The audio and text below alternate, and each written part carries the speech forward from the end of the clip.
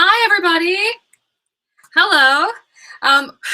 Sorry that took a second or two. We're still trying to figure this out. Like, for instance, why is that strobing? It's like we're at a discotheque. Boots and pants and boots and pants and boots and pants. Nigel is helping me because yesterday we had some difficulty and we're still trying to get the hang of this. This is all an experimentation.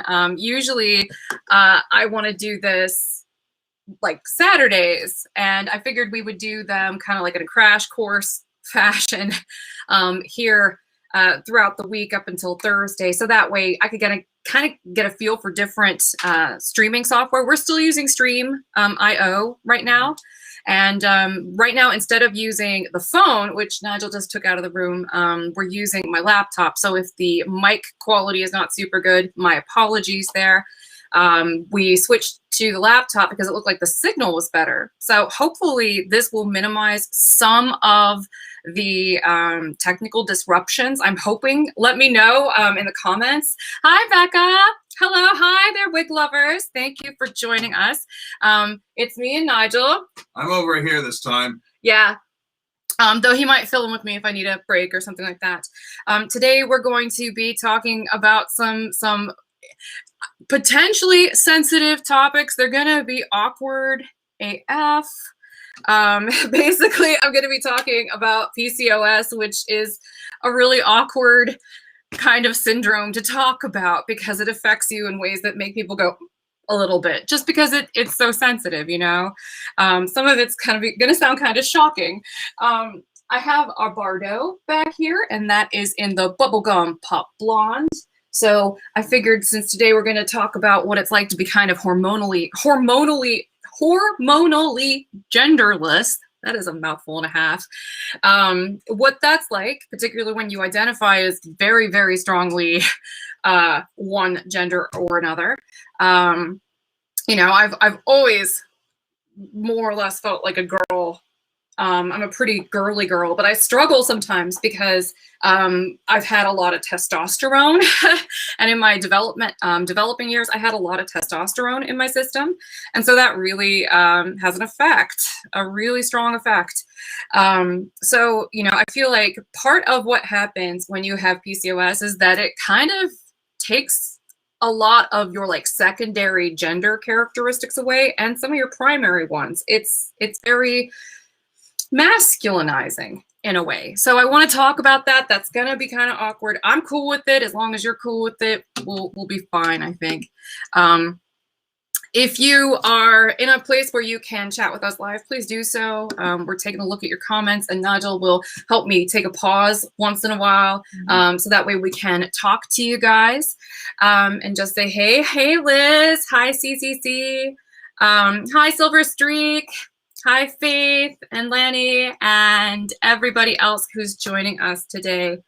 We're also going to be showcasing not only this Bubblegum Pop Blonde, which I really love, but I thought it would pair really beautifully with this palette that I've been wanting to play with.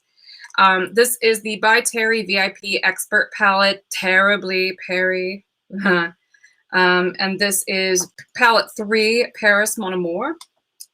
I should have Nigel say literally all of that because it will sound so good. Would you Bien be sûr, willing? je parle français comme un indigène. Can you make that sound pretty? Palette yeux biscolore, mat et métallique. There. Happy with that? Yay! Oh, I like these too, Liz. They have such a lovely kind of creamy consistency to them. The mats are fantastic. I actually swatched some. I did something a little cheeky today. I actually bought some silicone. It's reusable, so I can just wash this off, well, aside from the ink that I put on it. But these are all the swatches from this palette. So you can see it's kind of like a warm tone pink palette. So very, very pretty.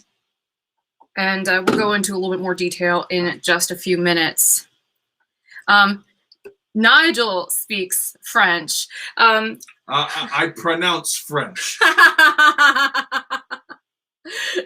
So Après beaucoup des ensembles pratiques, je suis incapable de conjuguer un verbe pour sauver ma vie. yeah. So hi, Barbara. Just wanted to take a moment to kind of say hi to everybody who's joining us. Funnily enough, Yeah. talk about speaking French. Royaume, Hamdi, and Esmeralda says, "Do you speak French?" All right. Un petit peu. Okay. So I think we can proceed to the next title. Off you go, my All right. Again, the topic today is, if I can say it all without stumbling over the words, PCOS, what it's like to be hormonally genderless. And again, it's going to be featuring Bardot in Bubblegum Pop Blonde R and Parisian Pink Nude Makeup by Terry. And I have done swatches. We will talk about the colors. I'll talk about the formula. This one will be almost like a palette review, even though I've been swatching it, and it's been really nice so far. Definitely a warm pink palette. I think it'll go really well with my warm peekaboo blonde color. We'll be using more subdued colors today for sure, compared to what I did yesterday. Yesterday was a full face beat. But when I took it outside, it looked freaking phenomenal. It looked so cool in the sunshine. So I made sure I took a lot of videos and I took a lot of pictures. And so we're going to be working together, and Nigel will probably try to get some of those up for you on Instagram in particular. But yeah, they'll probably be up on the website too. So if you don't have Instagram, don't worry about it. We always have a showcase of what we do on Instagram on the homepage anyway, so you can always see it there too. Just visit the site. Okay, so as you probably noticed, the theme is that I'm going soft and shamelessly girly, very muted color tones today with that girly peekaboo blonde color, because I'm talking about gender. So I'm like, let's rock mine a little bit. Girl power. I like pink. And again, Nigel is joining us today, if you're just joining us. I do. Yes. And I had a lot of technical difficulties yesterday. For example, it didn't even launch on the main channel. It is launched on the main channel this time, It is right? on the main channel. It was supposed to launch on the main channel and on CysterWigs too, and it like created a duplicate on the main channel that I don't think anybody was aware even existed, even me, until after the live stream was over. So I just deleted it and decided, not on CysterWigs 2 though. It was supposed to post redundantly. I'm being confusing now, but let's just say, long story short, we had some technical issues and hopefully we are figuring those out now. Also, little disclaimer here before we get started with any of the medical talk. I am not a doctor, so all this is anecdotal. Make sure you take it with a big old heap and grain of salt. And if any of this makes you think that you might have anything like what I've got, definitely talk to your doctor about it, because this is something that can take a lot of testing. It's, as I mentioned yesterday in the live stream where I kind of introduced this as a topic, it can be a really long journey to figure out what the heck is going on. And it's really a painstaking process. So if you think that you might have something like this, it's better that you start that process today.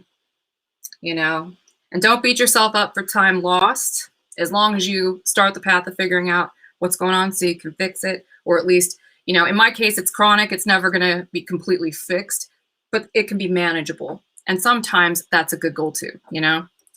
So one more time, I just want to repeat, as I mentioned at the very beginning, this is kind of a pity-free zone. I'm going to be showing you one of my bras. This is, and not even a cute one either. We're going to be talking about all kinds of weird kind of puberty stuff, except it's like puberty in middle age. What? So we're going to be talking about a lot of that kind of stuff. But don't feel sorry for me. This is just like my life. I don't feel particularly bad about it one way or another. I just feel like, you know, it's a weird thing because, you know, I obviously wish that I didn't have PCOS, but it's nice to know that this has put me in a position where I can do something positive with it for other people. And I think that that really does kind of change my position on it. It went from being something where I was like, oh no, to, you know, grumble, grumble, this still sucks. But at least, you know, there are other people I can help with this. There's something good here. And I've even kind of begun to feel that way about the hair loss too. Like it's brought me to a place that's more powerful and beyond just me and all these issues that I'm going to talk about in this video. And that is so much more important because it's such a bigger thing than just me. And I know I'm rambling now, but just know I have kind of like a Zen hippie mentality about a lot of this stuff. So you do not need to feel sorry for me about it. I think it's been an opportunity, you know, even if it's something I would have rather not done. And also, if you have a good topic for future live streams, that's where we're going to get down to this in just a moment, and I will start to put makeup on my face. I always like to talk for a few minutes before we start in with the meat and potatoes of the live streams, just to give people a chance to log into it. But if you have a good topic for a future live stream, your best bet is to wait until the replay launches and then leave those in the comments of the replay. We do try to go through all of the comments, kind of like a post-mortem style. We go over the live stream to kind of figure out what we could improve upon. And then we also take note of prominent comments that come through in the chat, but it's definitely easier for us to spot if it's on the replay because it's a static comment. Other people can read it anytime they watch the video and they can like it, they can comment underneath it, and we sort by top. So by doing that, the most responded to, the most popular ideas will rise to the top. So not only leave your ideas, but please vote for other people's ideas. And that might be an interesting thing to do in the future. Because I think personally that while I may not be interested in doing this like 4 days out of 7 a week or 5 days, oh, no way. I'm not going to keep this schedule up forever because this is a lot for me. But I might like to do it like maybe once a week here on the main channel, just to do something a little bit different and just kind of touch base and chat here where, you know, the bigger party is. I'll let you guys decide if you guys are interested in that. But if you leave good ideas, that'll give me plenty of stuff to work with if we do decide to keep this up on a once a week basis. So let's see. Let's do a brief recap of yesterday while I put some foundation layers on. Or should I say base layers? I'm not really going in with the foundation real hard today. We're going to make everything super, super Frenchy. Sorry, dear. Okay. All right. So I'm going to play some. You're going to have to say her name because it's very French. Okay. Madeleine Peyrou. That's who we're listening to. Half the Perfect World. I used to love this album, so I figured it'd be really nice. I'm not going to turn it up so loud, though, that we can't monetize the video. But just know that's what we're listening to if you want to pull that up on Spotify and jam along. Okay. Oh, and I also want to show you this, too, really quick. And then we'll get right into it. But it is relevant, I promise. It has to do with yesterday. I kind of wanted to show you a picture I took. Hopefully it'll actually show up. We'll see how it goes. But I took a picture of this makeup outside, the makeup I did yesterday. Oh, I took a picture of Trinity. Like, holy moly. This wig is amazing. And it photographed so well. I was very much feeling myself. But Cheryl says, what head covering are you wearing? Oh, this is just one of my hats. I have a whole bunch of hats. I would love to start making this sort of stuff if I had enough interest in it. It's just you got to sell a lot of hats to make much of a profit from it, but I'm open to it. I love hats, particularly when I'm, I like to put the wig on kind of like as the final touch. It's like the cherry on top of the sundae. It makes it kind of like a ritual, Hold on, I swear I got a good picture on here. I just have to find it because it was before the sun went down. Oh, here we go. Here we go. I'm just gonna zoom right in on that eye makeup. Can you see that? And that's like no filter. if you zoom in, you can actually see like all the little lines and stuff. Like, that makeup was super good. I'm very, very happy with how that turned out. Okay. Speaking of which, I should put some on. So have any of you noticed that I put brightener on one side of my face and not the other? It's really subtle. That's kind of the difference between using a brightener and a highlighter, but definitely this side has not had anything added to it, and I've got a little bit of a brightener over on this side. And I wanted to use this because I'm super sad that Becca is filing for bankruptcy, because this stuff's great. This is the Becca Under Eye Brightening Corrector in light to medium. It's fantastic. We're gonna go for a really kind of dewy look, which is gonna be a little tricky because I do have spots still, but that's all right. I'll show you how I deal with those. But we're not really gonna go real hard with a lot of foundation, so it's gonna be a real departure from yesterday. Oh, honey. Yeah. Yeah. Sorry, I just got a bit of a freeze going on. Are you okay? Yeah, just trying to get everything sorted out here. There's a bit of a freeze, like I said. There we go. All right. But yeah, this stuff's kind of like peachy and it's creamy. It's definitely creamier feeling than most concealers. It's not as thick. And I just use my finger and I just kind of boop, boop, boop, boop. Try to be gentle. Get it in all the nooks and crannies.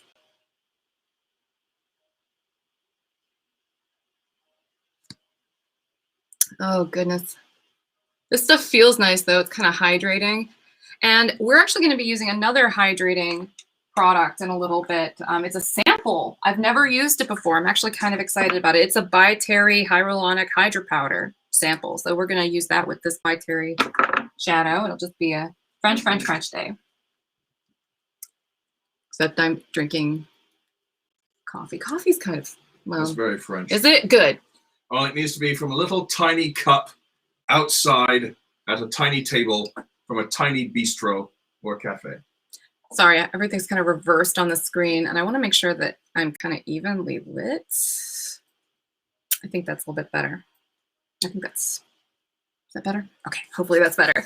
All right, so let's do a little brief recap about what we covered yesterday. I'm not going to be using face primer today because I'm very well moisturized already.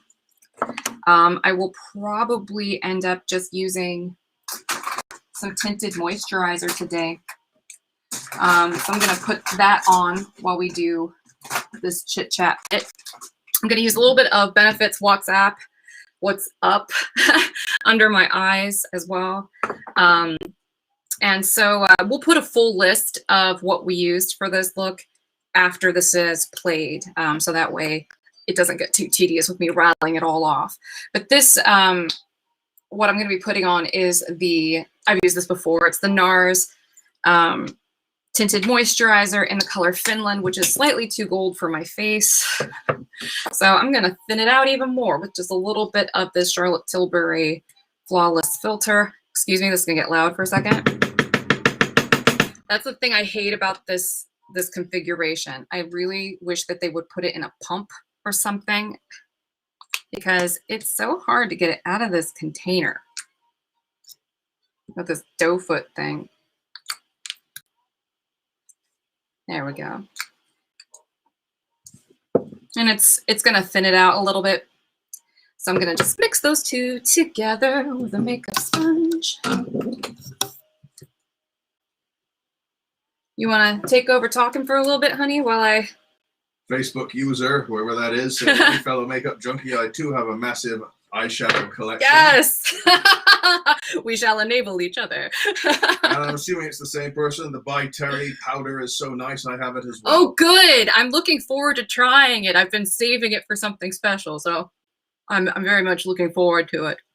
Okay, I just had to get this going a little bit. Okay. Brenda says, does the Becca brightened fill pores as well?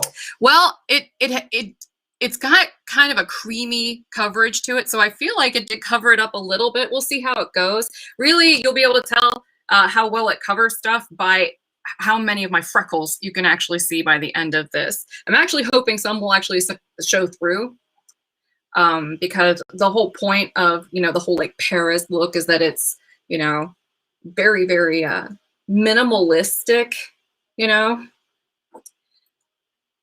Here we go.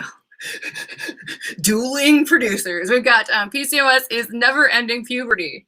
So I'm constantly dealing with acne. Even now, it's a constant. So I'm really just going in with this kind of peachy color first.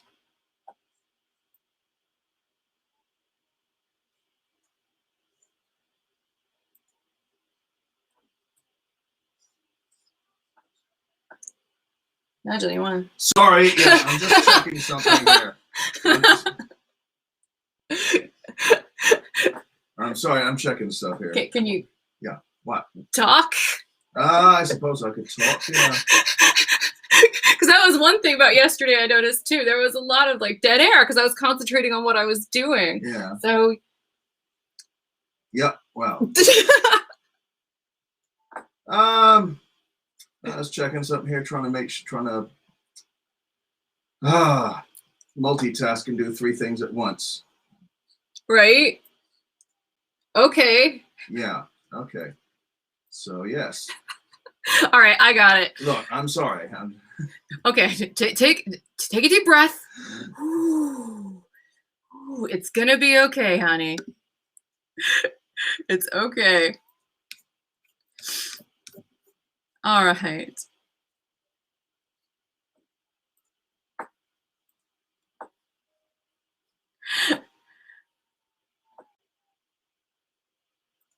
I'm not sure what's going on in the comments, so Nigel's trying to take care of that. Yeah.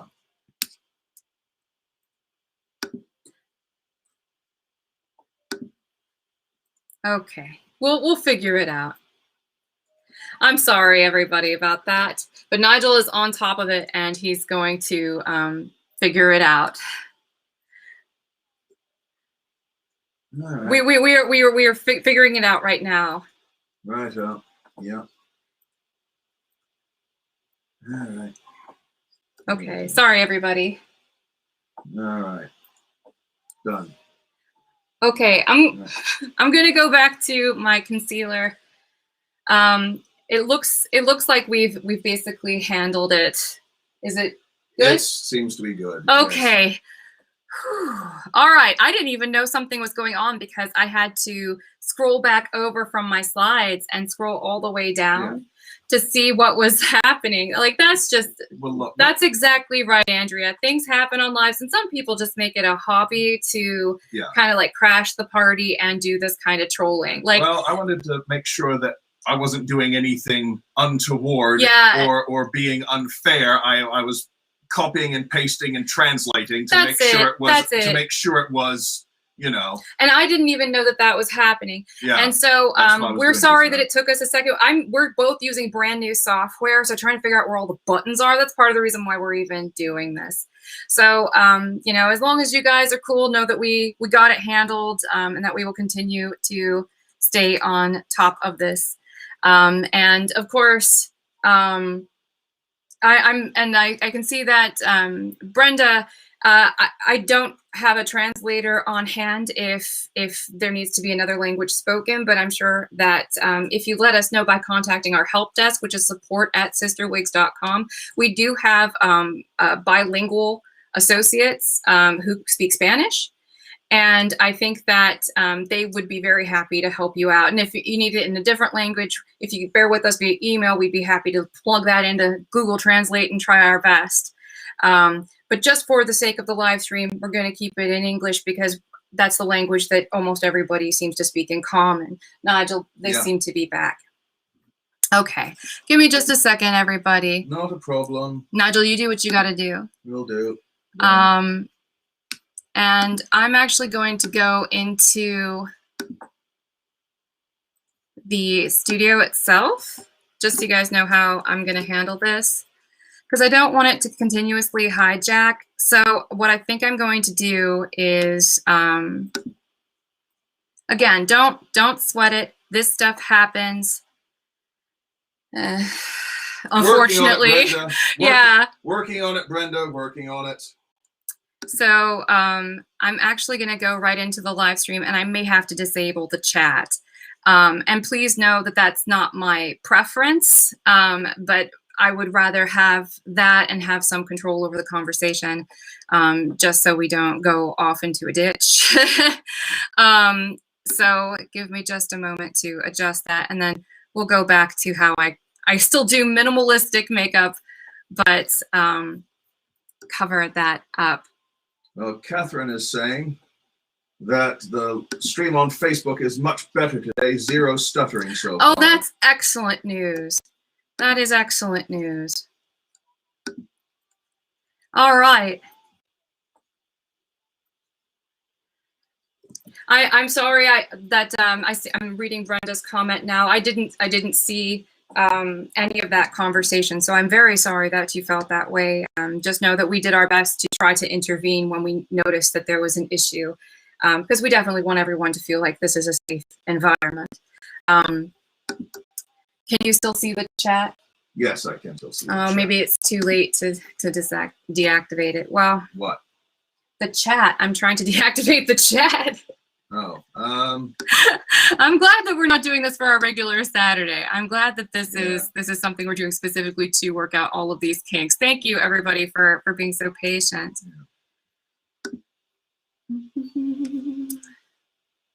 Hi, Serene. All right. Well, I can't see where to do that. I thought I handled it, but let's see. Well,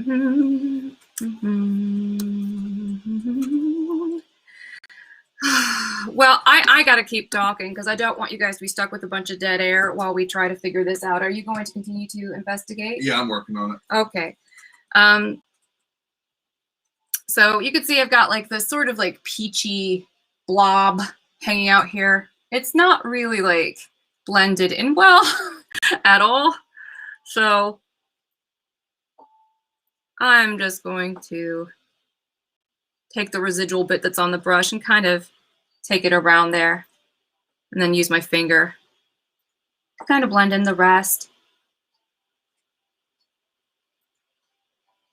And then over here, kind of do the same. Might want to put a little bit more on there.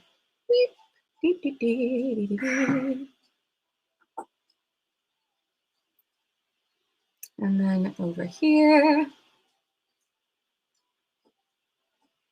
just kind of blend that in.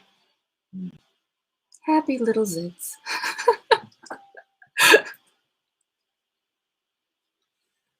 Yeah, for anyone who's watching on Facebook or another channel, another social media option besides YouTube, we're having, there's a bit of a disconnect between the Facebook feed and the YouTube feed, and the comments don't always show up for each other. We're testing new software and trying to figure out where the boundaries are, and we are meeting them head on over and over again. Oh, I am Lur of the planet Omicron Percy I-8. Is this thing on? Oh, man. Yeah, brother. What fun. This is why I can't pretend to be a professional YouTuber. I am such a novice. We're getting it figured out, though. I'm taking the residual bits of concealer that were on this brush, and I'm just trying to maybe put a little bit more on the kind of reddish discoloration that's over here, because I'm trying to avoid using proper foundation. And this is a beauty mark, so I'm just going to leave that. Right. Kathleen says, do you have issues with foundation or powder making facial lines more visible? I can have that. Yeah, sometimes, definitely. Like I've got these, here, let's take that off the screen for a moment. You can kind of see if I get the light really, really close on it. Oh goodness. It's real shiny. I've got these lines, these really, they're kind of deep lines actually over here on the side of my face. And I have to be really careful what kind of powders and foundations I use. That's why I actually really love this stuff. I use the crap out of it. This is like my 3rd bottle, and I think I've only been using it for like the last 9 months or so. So I use it a lot. So this is the Charlotte Tilbury Flawless Filter in number 2. I add it to almost all my foundation because it makes it all look so moisturized. But it also helps kind of blur this stuff out a little bit. And then when I'm done with putting my makeup on, I usually set it with a really specific powder. I usually use Pat McGrath's Skin Fetish Sublime Perfection to just dap it into there because it also kind of diffuses the light, and it also helps set the makeup so it doesn't move around. You just want to be really light-handed with it. But that's what I typically use. Now you can see I'm really shiny. It's gonna continue to be pretty shiny throughout a lot of this, but we will be applying powder in a little bit, so that'll tone some of it down. I'm gonna move some of this. I'll put it over here. Okay. All right, I think it's probably safe to go back to my talking points. So basically, I also have androgenic alopecia, which is something that I'm sure you guys are all aware of at this point. But yeah, technically, I feel like I have female pattern balding because I still have an intact hairline. I just don't have much of anything behind it. So, you know, and so when it comes to the stuff that goes on with PCOS, you know, it has a weird ability to masculinize your appearance. And sometimes this is subtle, and sometimes it's more substantial. I think that when it comes to that factor, that the fact that I've always identified, you know, with a little bit of exception as a pretty girly girl when it comes to my preferences and stuff like that, sort of reclaiming that has been very difficult because honestly, I have a lot of like I have a lot of characteristics physically, or at least I did have a lot of characteristics before I got my health in a better condition, that were just really masculinizing. And yes, I think it does have kind of an effect on how you see the world a little bit too. I have a lot of compassion for a lot of people who have a lot of different hormonal issues because they're powerful. They're so powerful, and it's so hard to know heads from tails sometimes. So I just want to remind everybody that from where I stand, you know, I first started making these kinds of videos and putting myself out here in public when I weighed almost 300 pounds, and I was already a balding woman with acne and all this other stuff. So, you know, in my opinion, beauty comes in all sizes, shapes, and colors. It's not just an empty platitude to me. I absolutely think it's true. And, you know, I feel like through a lot of my life, I didn't really look like myself at all. And I think that that is an excellent exercise in empathy for me. It helps me really be able to put myself in the shoes, particularly of other people who have PCOS and frankly, a lot of trans individuals as well, because we're on a lot of the same medications. And, you know, just like I have an issue with testosterone, some of them feel that way too. And it's an interesting thing to kind of compare notes and, you know, what primers work the best over stubble. Stuff like that is great information to be able to trade with like-minded people. Again, I told you we'd be talking about some awkward truths today, and that's definitely one of them. But the thing is, like, I get to define what I look like, just like you guys get to define what you look like. And, you know, I think that having the right to be able to express that how we want to is a blessing. It is a real gift, and it's something that we should embrace, and we should encourage others to embrace as well. And Becca says, agreed, I didn't feel like myself, and I went from my hair being my favorite feature to my biggest insecurity, not to mention all the other side effects. Oh, yeah. Oh, yeah. I feel that for sure. Oh, my gosh. I mean, I always wanted to have really long hair. My hair was always really curly, though. And so it was, as it would grow out, it just seemed like it stayed the same length. And just when I started to get it to go a little bit past the shoulders, was about the time it started to fall out. It was so frustrating. And I was like, well, maybe I'm just stressed out or something. Maybe it'll come back. No. So yeah, I feel that for sure. So there were 3 big things I needed to do in order to make this start to get a little bit better for me. And while I'm doing that, I'm actually going to apply just a little bit of powder. I'm not going to use a ton, but I want to explain what I'm doing up front, and then I'm just going to start riffing again. I think I finally found a way to get some use out of this Kogendo powder. I think that in person, it just adds an insane level of shine to stuff. But on camera, it's kind of amazing. I was playing with it yesterday under my eyes, and I really, really liked it. I'm also going to use a little bit of that blurring stuff that I mentioned from Pat McGrath. And I mean, I've got all this stuff. I might as well use it. And I'm going to use a little bit of this Vitae Hyaluronic powder. It's a sample I got. I believe I got this from Sephora. If I want to. It's got this thingy on it. Acrylic nails. No. Can you open that for me? Thwarted. He's on it, but we're going to be using that in some of the other areas to kind of dampen some stuff down. So I'm going to grab my trusty Wayne Goss airbrush. I was a trusty Wayne Chung. Everybody Wayne Chung tonight. There we go. All right. So I'm going to stare right up very awkwardly. That's really, really awkwardly. So you can maybe see any potential creasing that's been going on with that brightener. So far, it looks pretty good. So I'm just kind of, with this Pat McGrath stuff, I'm going to go in with that first. And I'm not really going to do like a crazy bake or anything. I'm just trying to set this a little bit.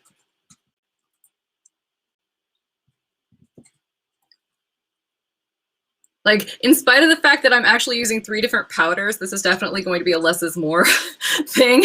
It might not seem that way, but I have a Facebook user asking, have you ever had to facial shave? Yes. Oh, yeah. Oh, yeah. I don't have to do it often. For me, it's mainly an issue of epic peach fuzz. I get epic peach fuzz on my neck and on this whole, like, vicinity here, like where a beard would be. And I also, that's also where I get most of my acne when I'm not on my spironolactone, is when it's, like, right in this area. So I think that's pretty good for that. I might want to put a little bit of that on my chin, maybe here, because I tend to get a little dry here, and this will help blur that a bit. Okay, now I'm gonna go for, are you done getting the thingy off? Did you get it? Is this it? Yes. Yay, thank you. Just one quick question. Sure. Erin asks, best facial trimmers or pluckers? Oh, man.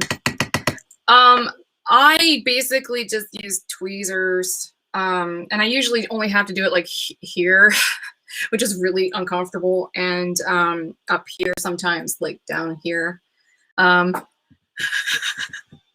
Definitely living up to that awkward conversation topics, because it's so weird. I never thought, when I was a little kid, I was never like, Mommy, when I grow up, I want to grow up to be somebody who goes out in public and talks about my facial hair. This modern life is amazing. So I'm just kind of tapping this all over the place. I'm gonna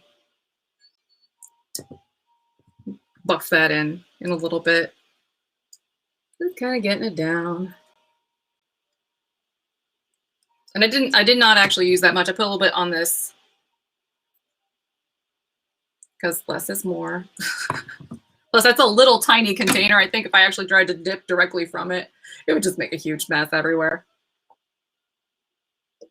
Okay. You can see it's really starting to, I mean, it's still dewy looking, but it's definitely starting to tone down a little bit. I might put a little bit more of that here because I want to control the shine on my cheeks a little bit. Catherine says, no shame in shaving your face. Marilyn Monroe and Elizabeth Taylor both did it. Yeah, and I think I once read that Elizabeth Taylor said that she credited that for her skin aging so well. I hope so. I'm going to call it exfoliation. Maybe I should start shaving more. Or do you prefer the beard? Honey, I like you any way you want to be. Like, okay. And I'm not just saying that either. Like, we've both been bigger. We've both been skinnier. We've both had more hair. We've both, you know, had more facial hair, you know, like whatever.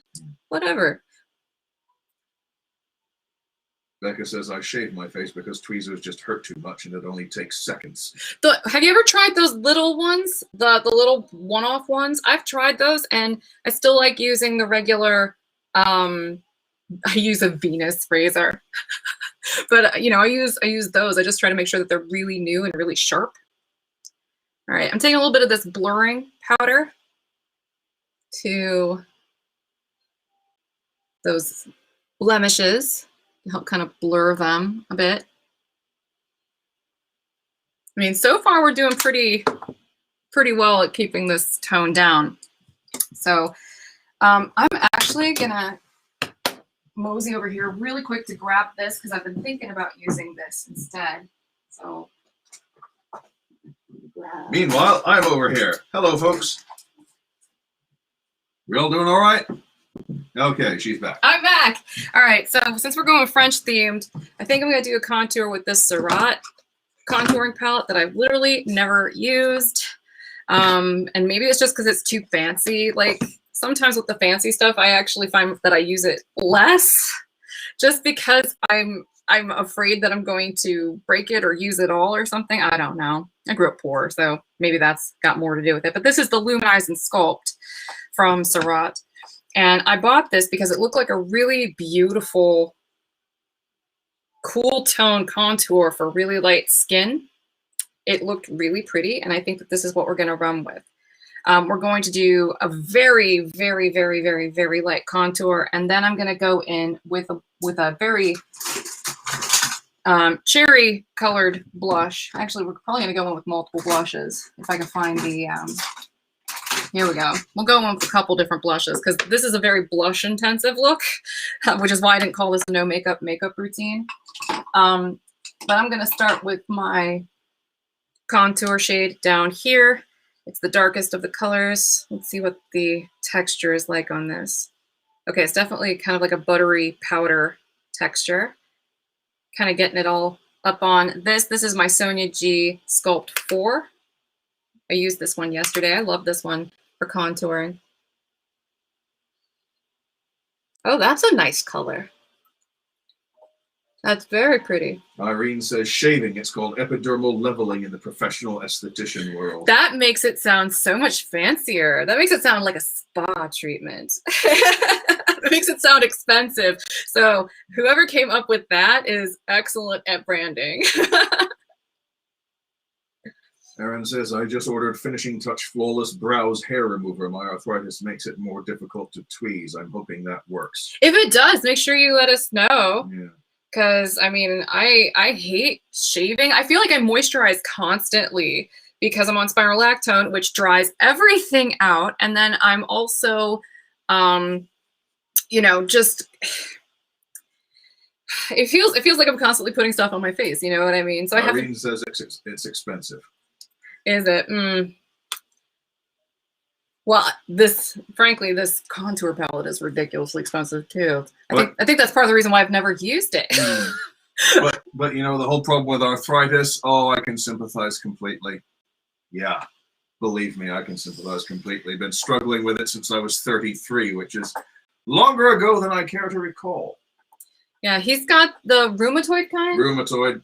Yeah. Do you have the osteo kind too? No, just the rheumatoid. Just the rheumatoid. Yeah, yeah. The one that affects everything. Yeah.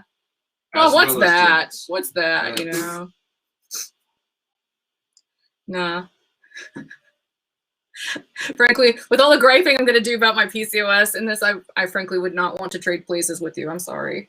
I mean, if you needed a break once in a while, if we could Shazam that, I would absolutely like trade places with you once in a while. I could take a couple for the team like that, but I don't know if I could split that 50-50. I don't have the stamina for it. Me too, says Aaron. Fun stuff. I'm 42 and falling apart. Oh, youngster. 42 is the meaning of life, the universe, and everything. And yes, Irene, I agree with you. Rheumatoid is the worst. Yeah, I don't have that. I have osteo, and I have it. This is part of the PCOS adventure. It's actually something that, okay, I know it's gauche to talk about, you know, obesity and stuff like that. And I made a bunch of statements that may have come across as empty platitudes, but I meant every word of them. I don't think that this needs to be an aesthetic thing when it comes to people's weights at all, because you don't know that person's struggle, what it takes just to get them to the point that they're at, you know, like everybody's on their own journey. And I think that everybody should try to be respectful of that as much as possible. So please know that, you know, I'm going to be talking about myself, but I don't want this to come across as like some kind of judgment of people who don't agree. Right. But I think that this has just been being a big person, particularly when you're young, changes your entire anatomy. It changes things that you can't repair later on in life. And it's something that I wish somebody would have told me when I was younger, but I think people were too, they were either entirely too insensitive about the subject. I mean, in grotesque ways, like just so incredibly cruel and insensitive, and if not trivializing, just like they would ridicule me about my weight. And I think that that's still something that people do. And I would like to say that on behalf of everybody who's ever been subjected to that, like, stop that. That's stupid and it's mean. And it's not very original. Like, it doesn't, it's so low effort to make fun of a fat person for being fat. It doesn't indicate that someone is clever, that they're capable of being that nasty, you know? But the thing is, we have to be able to get over that to be able to talk to young people about what this is actually doing. And in my case, you know, aside from the obvious things, which are aesthetic, and we'll talk about those in a little bit more detail, it changed the way that my feet grew. They grew flat, and my feet grew kind of weird. Like, I don't wear open-toed shoes. It's something where, you know, I can't get it like surgically corrected. It's just stuck the way it is. I have orthotics, and that is a residual side effect. And I have arthritis in both my feet. That is all a residual side effect of not only being a bigger person, but being a bigger person for a really long time from a really young age, and being very active. Like, I was very, very active. So that's something you got to be mindful of. If you are a bigger person and you are a very active person on top of it, you know, like I used to go roller skating all the time and stuff, wrap your joints. Wrap your joints. No shame, no shade from me, but just take care of your joints, because when they start to go, it makes everything super uncomfortable. So yeah, I feel for anybody who has any kind of arthritis at all, whether it's osteo or just rheumatoid. Just rheumatoid, yeah. Oof. But yeah, and in the case of my PCOS, I had to attack this in 3 different ways. First off, I needed a diagnosis. So while I riff on that, I'm going to show you this Go Kendo powder again, and I'm going to show you how I changed the way I use it. I'm using it like it's a highlighter. So it's going to be fun. But it took me a really long time to get a diagnosis. A really, really, really long time. I spent my childhood and adolescence basically thinking that I was a freak, which I know is like a common occurrence among most teenagers, but it's worse when you have a hormonal imbalance that changes the way that you grow and the way that your body develops, because I didn't look like any of the other girls. And I don't mean that to be quirky. I'm so not like the other girls. Like, no, it was, I really stood out because I was kind of potato shaped and I was much larger than any of the other girls. And it just felt really awkward. Plus it felt like I sweated a lot more. It felt like I had a lot more acne. And I'm sure looking back on this, I'm being my own worst critic, as, you know, former teenagers and teenagers alike are very capable of doing to themselves. But I do think that there was an element to all of this because I had more testosterone. I didn't know that at the time, but I was basically going through puberty kind of like in between a boy and a girl. You know, I had too much estrogen to develop like a boy, and I had not enough to develop, you know, bigger boobs and to store fat in those places. And I didn't have enough estrogen to actually, like, you know, it's like my skin didn't have that protective quality. My hair didn't have that protective quality of the estrogen because there wasn't enough there. And so, you know, it definitely, it felt like I was standing out, and for the wrong reasons. And the thing is, as I mentioned yesterday, yeah, we're talking periods and stuff. I hit precocious puberty. I came into my womanhood at 9, and I had just turned 9, and I was a chunky little thing. I weighed 110 pounds. As you can probably tell, yo-yo dieting is a gigantic component of this entire syndrome. Because if you do happen to be somebody with PCOS that has a weight issue, like, you can put forth a Herculean amount of effort and just, you know, you could lose a ton of weight, but then keeping it off is a nightmare. Because, and I've been through this so many times. Like, the first time I went on a doctor prescribed diet, I was 6. I didn't know this, by the way, until adulthood. You know, when I hit about 35, my mom gave me a huge stack of papers that had all of my childhood evaluations and medical records and stuff like that in it. And I went through it, and that's when I found out that the pediatrician, I had no idea at the time, put me on a diet at age 6. They did not make me aware of it. But I found out later on. But yeah, and I still kept gaining weight, even though my mom, to her credit, was very plugged into it and did try. Oh, I'd like to. Oh yeah, go ahead, honey. I'd like to address this comment from Aaron. A lot of good comments coming in, but this one really resonates with me. I didn't get a PCOS diagnosis until 37 when going through fertility treatments, but have all the symptoms, so blame it on lazy doctors that just say you need to lose weight instead of listening. Aaron, I've got to tell you how much I sympathize with that, because when I was 33, my joints started aching, and I kept going to the doctor, and because of the obesity epidemic, they just thought, you're fat, it's gout. We'll test you for gout and then go home and lose weight. Yeah. So they tested me for gout, and it came up negative. And every few months I'd go back and say, my joints are hurting. Do you think it could be arthritis? No, you're fat, it's gout. We'll test you for gout. Always came back negative. Go home and lose weight. I was doing that for 5 years before I said, here, look at this knuckle. It's twice the size of the others. Oh, you look like you're getting arthritis. Gee, thanks, doc. Yeah. There are some lazy doctors. Like, I understand Occam's razor.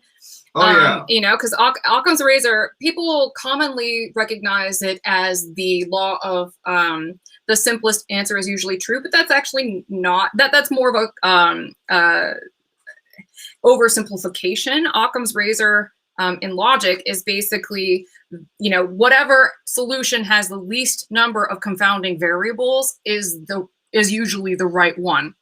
And you can tell which doctors understand that concept and which ones think they do. Because the ones who think they do, they think that the simplest, laziest answer is the one that's usually right. And that is a philosophical misinterpretation of that entire principle. Because if they are interested in finding out what Occam's razor is, they have to actually consider the confounding variables of all the other possible solutions that come to mind, not just stop when they come up with the first one. Yeah. So what we really could do with are about 1 billion Dr. Houses. No, have you seen House? But he usually gets the right answer. Yeah, he commits like 7 felonies in the process and abuses his entire staff. Surely we can do better. Though Hugh Laurie's totally hot. No offense. English people are hot. You knew that I felt this way. Yeah. Yeah. So, I mean, I think we're pretty secure with our relationship. Yeah. Like, I know that his dream girl is like Linda Carter, and who can blame him? Right? Like, well, I wouldn't say she's my dream girl, but I do find her very attractive. And who doesn't find Linda Carter attractive? I think that is a solid point here. Yeah. Just so you know, I'm taking kind of a fluffy-ish blush brush. This is a Chikuhodo GSN4. It's one of their less expensive brushes. I actually really love this entire line. I have some of their more deluxe ones, and they're very nice too, but for the money, these are so much nicer, these GSN ones. I just used it to kind of like, well, apply a fluffy loose coating of orgasm, and I might put some more of that on as I continue, but that's a NARS blush. It's actually got a little bit of a light diffusing property to it as well, and it's really nice just to wear on its own. But we're going to be stacking blushes. Almost every single tutorial that I have seen when studying up for what to do today talked about how blush was super important, and they would use more than one. So now I'm going back into my Wayne Goss, and this is the Weightless Veil Blush Palette in Blush Peony, which is kind of a cooler pinkish tone. I'm making all kinds of funny faces. And I'm trying not to go too far into the apple of my cheek just yet, because that's not really part of the look we're going for here. Though I might kind of blend this up a little bit more. I'm just going for kind of flushed.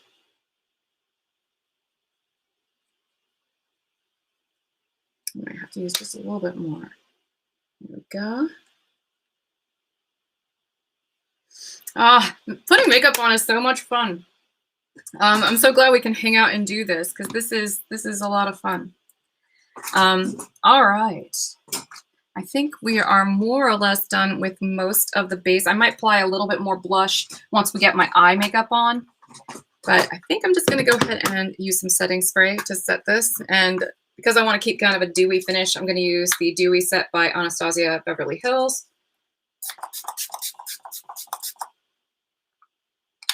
And that's just because I didn't use a ton of powder. I want this to stay in place. Flappy, flappy, flappy, flap.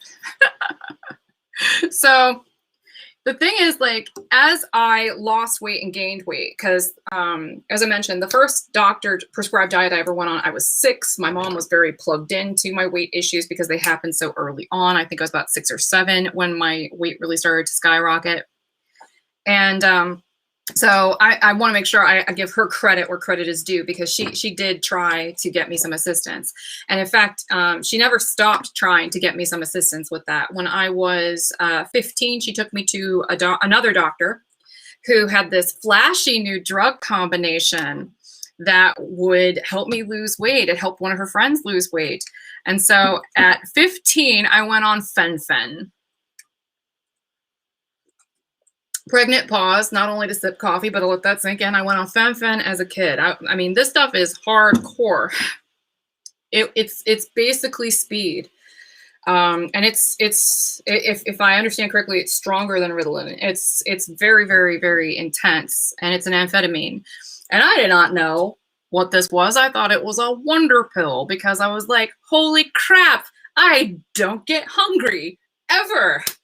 Like, I could go days without eating and never notice, but yet I was grinding my teeth constantly. I couldn't stop fidgeting and doodling. I was constantly thirsty, but never felt like drinking or eating anything. So the side effects started to creep in. I also couldn't sleep. And so the doctor had to prescribe me something to go, you know, to help put me to sleep. Needless to say, when I eventually got a little older and watched Requiem for a Dream, I very much identified with the cycle that that mom was on, because that's what being on FemFen is like, or was like. I did not actually enjoy being on it because I felt like it made me like it made me feel like a spaz. And I had to go off of it eventually anyway, because once your weight plateaus, by law, they have to take you off of it because it's a controlled substance. And if you're not familiar with FemFen, by the way, I believe that the drug combination is phentermine and fenfluramine, I want to say is what it is, but I might be wrong there about what that second fen is. But it's an amphetamine combination that used to be prescribed in the 90s for weight loss, and it worked like a charm. It would also make people's hearts explode. So luckily I was young, and that seemed to have no negative effect aside from the teeth grinding and the fidgetiness, but I would not duplicate it. Like, I've been plenty big at various times in my life, and I've never felt compelled to use FenFen or anything like that ever again, because once they take you off of it, your appetite comes back with a vengeance. And I wanted to share this part of the story too, because it's pretty important. The lowest weight that I have ever been was 135. And I weighed that much when I was 16. I was on FemFen at the time, and I felt like crap. I did not feel good at 135. And even after they took me off the FemFen, I didn't feel good at 135. I actually didn't start to feel better until I was about 160. And I think it's just because when you're already big and you already have kind of a hormone condition, and this is just my speculation, again, I am not a doctor, but I think that, you know, my metabolism and everything just prefers being a little bit bigger. I don't know if that's true, but I do know that I'm very comfortable at my current weight, which is about 160 to 170. I've been able to maintain that for 3 years. I keep really diligent eye on it, but it's been a lot of positives along the way.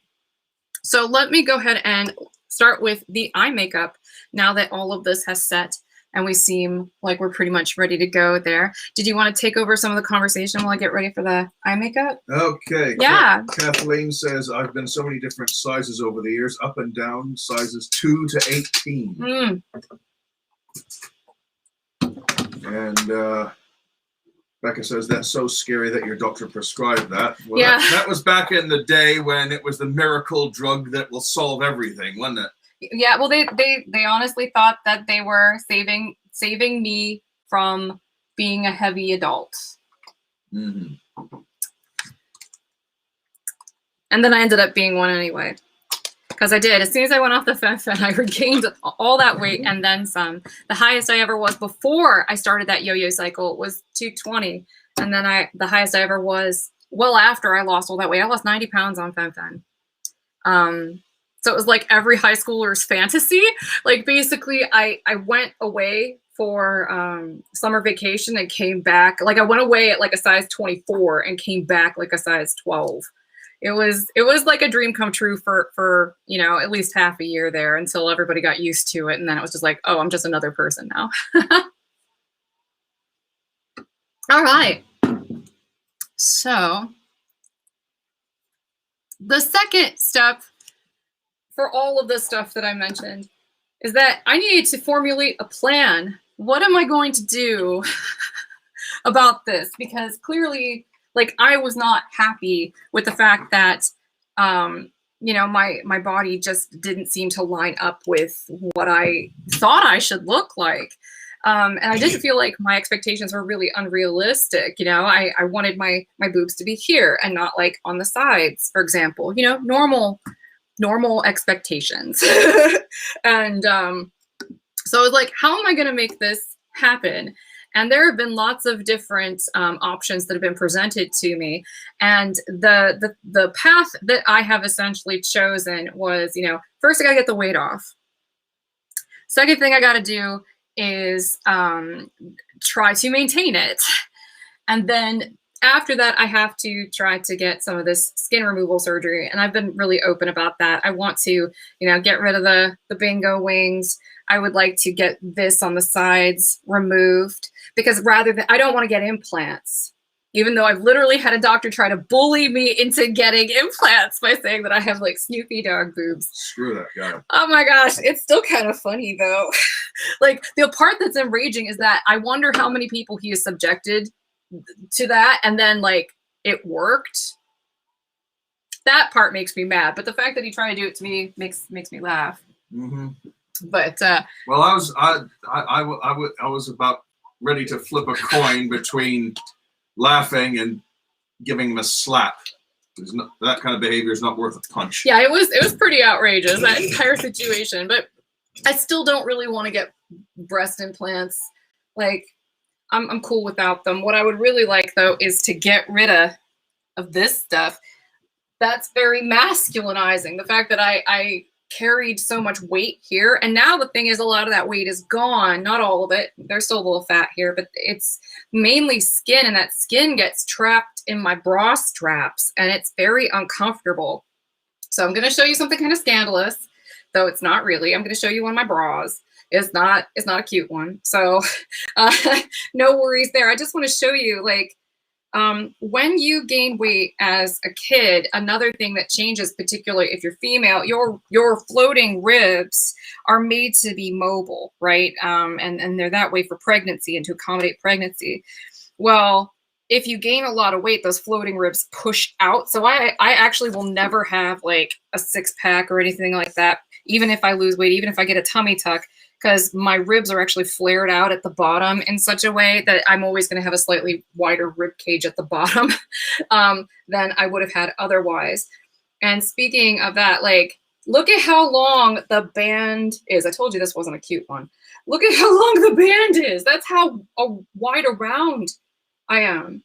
Like, I've lost all this weight and I'm still like a 40 B cup. But I can still get my arms around you. Yeah, I like that.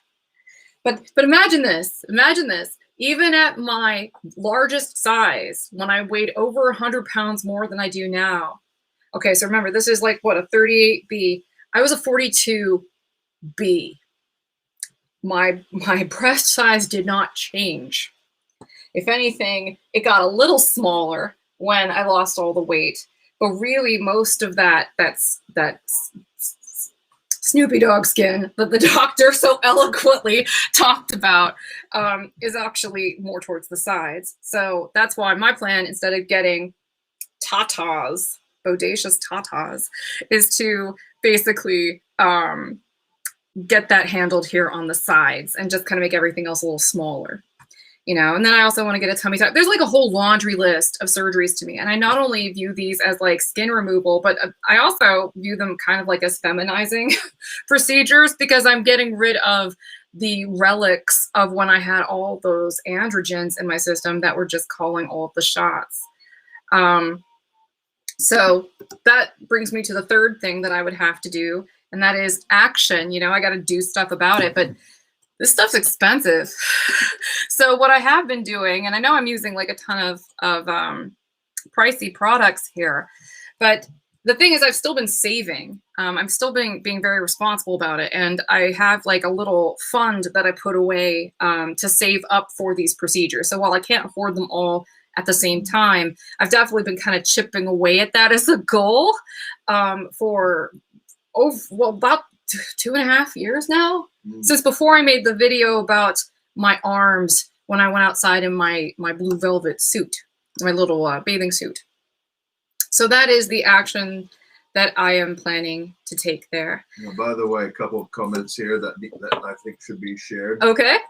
Erin says, I love bra expanders from Lane Bryant. Heck yeah, I've got a ton of those downstairs. And the other, Catherine, says, Wacol makes a bra that minimizes side boob. I'm a 32F, and they're the only company that makes a bra that fits. I'll have to look into that. We'll have to make a note of that because I hate that. It's so uncomfortable having to deal with that because I can't tolerate underwires because they almost always pinch right there. Ugh, it's just the worst. So that's why I'm like, none of my bras are cute because all the cute bras are like padded underwires. Oh, that's the other thing. I showed you this thing and I showed you guys the cup. Like this is still a padded bra. And I still barely fill it. And it's just a B cup. Well, I've made a note to come back to that later. Awesome. Yeah. I've got some notes here, so I've noted that. Thank you, Catherine. Yeah, thank you. But yeah, you can see I don't really like get super uptight about this stuff because why? It's just here I got a problem, I gotta solve it, that kind of thing. So here are the swatches from earlier that I mentioned about this palette. You can see some of these are kind of like metallic-y. Ooh.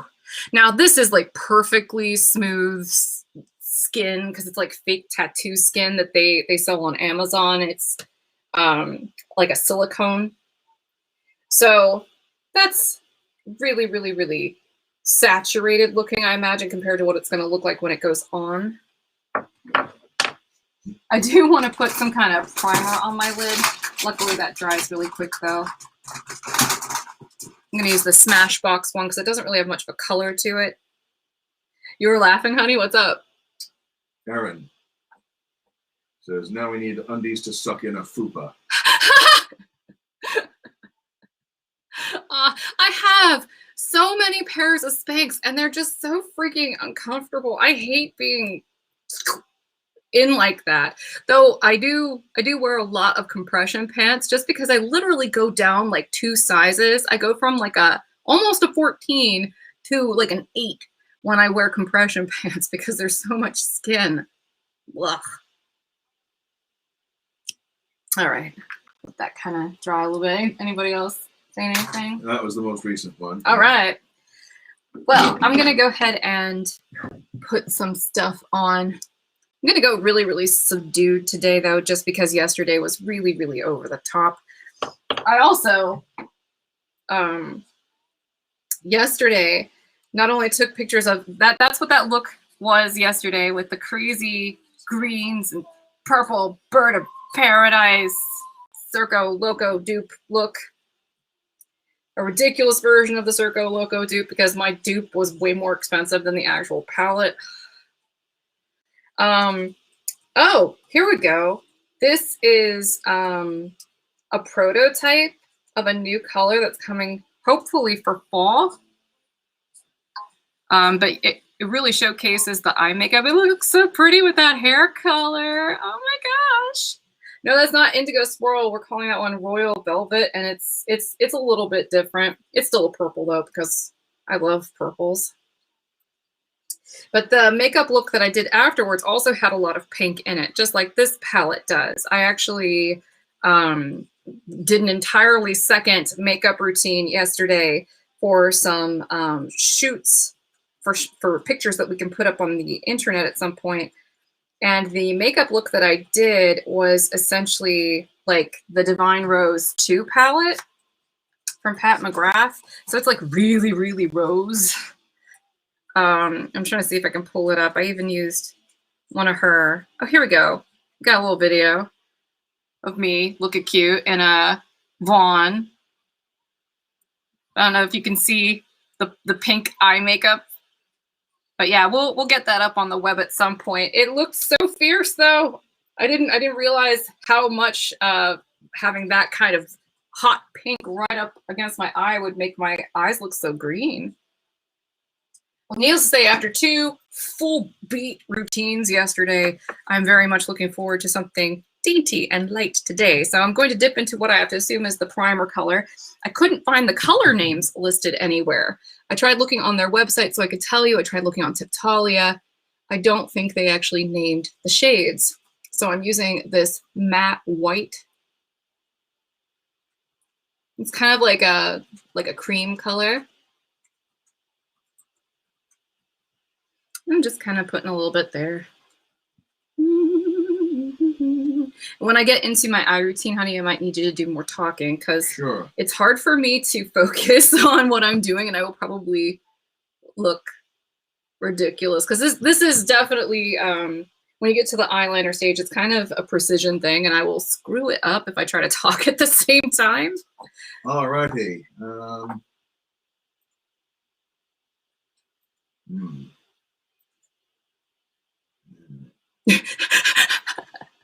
Catherine has sent us a very useful link. Oh! Unfortunately, I can't seem to click on it. I can either show it or hide it or block her. But no, I think maybe on YouTube. No, because we blocked YouTube. Oh, well, we'll figure it out. Yeah. At least it's on the screen now so people can look up the name of the thing, right? Right, so I will make a note of No, that is, thank you. That's very helpful information. I'm always interested in comfortable bras because, oh my goodness. There are two things that most people take for granted that I know that a lot of you can probably sympathize with me. I don't take for granted at all. And that is cute shoes that are comfortable and bras that are cute and are comfortable. And it's like, if it's comfortable, it's ugly.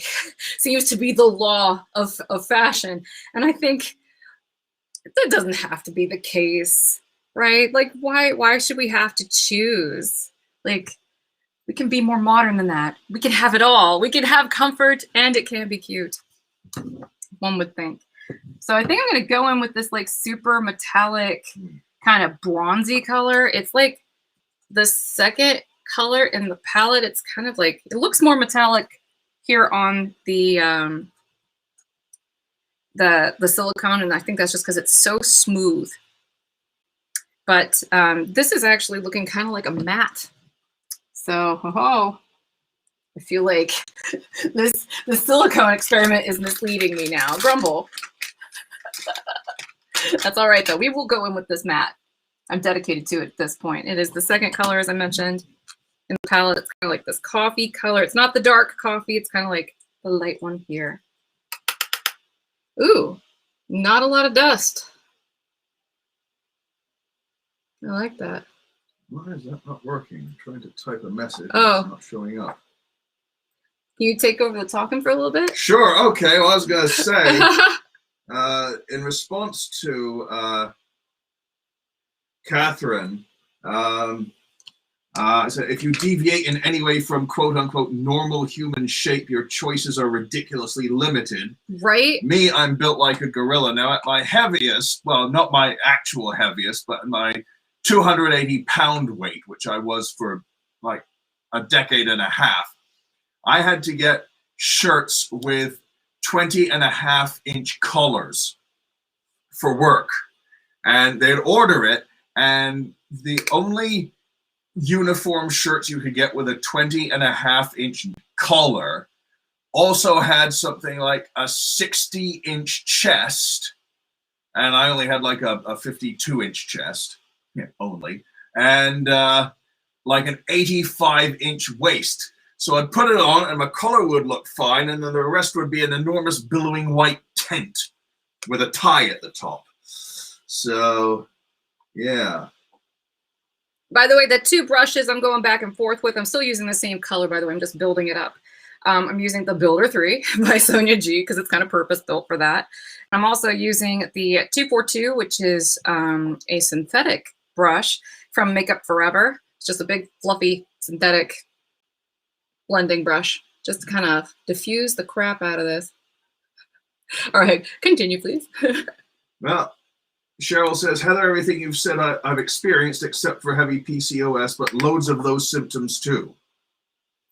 If you don't know what's up, I would definitely suggest going to a doctor, because the thing is with PCOS, it doesn't go away just even when you hit menopause. Oops. Like the symptoms that are not related to your reproductive tract persist. So, you know, it's very important because it's basically a precursor in a lot of women to type 2 diabetes. And even I was basically type 2 diabetic. I mean, I would have been type 2 diabetic for sure if it weren't for the fact that I was on metformin for about 12 years and a high prophylactic dose. I was on 2,000 milligrams of metformin ER, which is the extended release version, for about over a decade. starting in my 20s. And if it weren't for that, I probably would have been way more than just like diabetic on some days, you know, because it would, my blood sugar would venture into that territory. And my A1C certainly was. So I was in denial for a long time because when I would take most of my tests, it would just be borderline. But I was basically type 2 diabetic for a while. So you want to make sure that if you think that this is something that you might have, that you get your hormones checked for sure. Because a lot of people operate under the misconception that when you enter menopause, this goes away. It doesn't. The other symptoms that are like cardiovascular and stuff like that, they persist. In fact, I think I read a study once where they studied like astronauts or people who were in the astronaut program. I will have to snope this at some point to see if it's actually true. So this could be fake news. My apologies if it turns out to be. Just know I don't even remember the source. So it could be one of those things. But I heard that, you know, they did some research and they found that a lot of men with syndrome X, which is all that metabolic stuff that typically goes along with PCOS, is basically the same in guys. It's just, you know, obviously they don't suffer from the same fertility issues. So I think, again, the focusing on the ovaries and the ovarian part of the disorder kind of makes all the other relevant parts of the disorder kind of fade into the background, when some of those other things are actually pretty important too. I'm still slowly building this up. We'll let you keep running, honey. All righty. Oops. Becca says it really is frustrating when clothing only partially fits. Definitely. Yeah. Definitely. And a lot of other agreements in on that. So definitely. Especially when it's something really cute and when it fits most of the way and you're like, ah, it looks How many of those dresses have you had where you can't get, where it looks absolutely great, but because of your operatic rib cage, you can't do them up? There are so many dresses that are supposedly in my size. And the thing is, like, I'll have to buy two sometimes just to see which one. And the thing that will fit over my rib cage is sometimes too big for my bottom half. Yeah. Well, again, because of my arms, like I said, built like a gorilla, stubby legs, long arms, huge rib cage, thick neck, sloping brow, enormous canines. No, hitting on the last two. Or am I? But yeah, I bought a turtleneck recently, thinking, oh, that's a great color. That would be an excellent color. Love that color. I'll have that. It'll go well with my suede waistcoat. And got it. The neck fit perfectly. It was the perfect length, except for my arms. I stick out my hands, and it's like comes halfway up my forearm, going around looking like Frankenstein's monster in a 1960s sort of get-up. Mood rings back. I love you. Thank you. Oh, this sounds interesting. What's that? This is a reverse of what you had. I know about clothes that don't fit. At 5 feet tall and 105 pounds, I have to buy pants in the children's section. I have to wear bras that could double as a trebuchet sling. Bonus points for saying trebuchet, because heck yeah. Dang, I like me some historical references, especially historical weapons references. All right, I'm gonna go in with this darker color sparingly. I might even grab a smaller brush. Yeah, let's do that. Let's go with this flat definer. That seems, again, kind of purpose-built for this sort of thing. And I'm not really gonna do a lot with eyeliner today, so we're going to instead use this shadow. Hooray! I love it when it's easy. Cheryl says, yep, type 2, but my A1C is now normal from no sugar carbs. Good job! But I still take some metformin. I've lost 100 pounds, but I'm now the weight Heather started.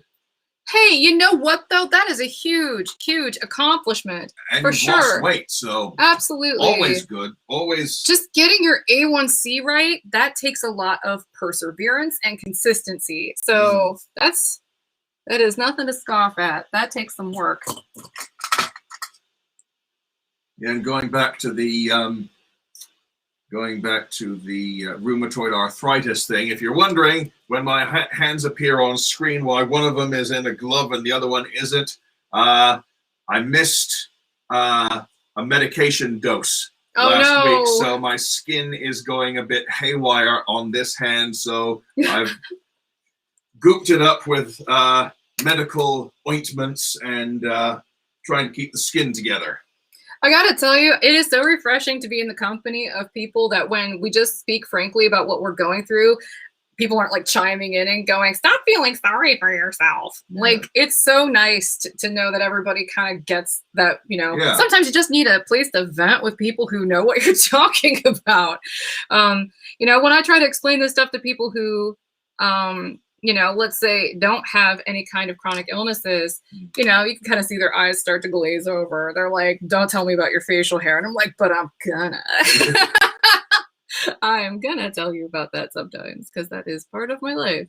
Cheryl says she's kept it off for 2 years now. That's amazing. Done. That is amazing. And Kathleen says, diabetes runs in my family. Both parents had it. I'm borderline. I'm hypoglycemic though. Oh, that's tricky. That's tricky, getting your blood sugar right, because that probably means that you've got some kind of issue with just regulating your blood sugar, period. That makes it super tricky, because then it's not always just diet dependent. Yeah. As you could probably see, I'm smoking out the bottom, but not necessarily the top too much. And I'm really kind of making sure that it's a little bit heavier here on the outsides. Almost like silent theater style a little bit.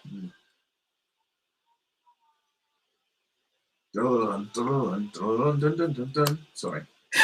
What's that? I keep thinking of those piano stings that always used to accompany silent movies. You know, there's a chase, dun dun dun dun dun dun dun, or if there's some guy in a top hat and a twirly mustache and a cape with spats doing something sinister. Dun dun dun dun dun dun dun dun.